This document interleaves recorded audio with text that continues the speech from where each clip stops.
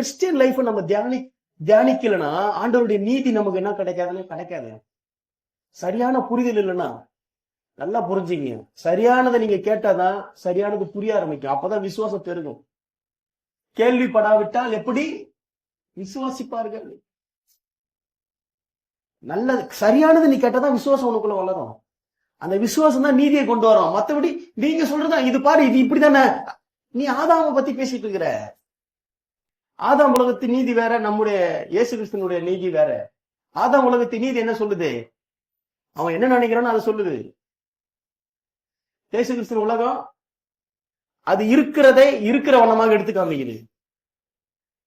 நீங்க பாருங்க, பைபிள் எல்லா இடத்துலயும் பாருங்க. ஒரு விபச்சார ஸ்திரியை பார்த்து என்ன சொல்றாரு?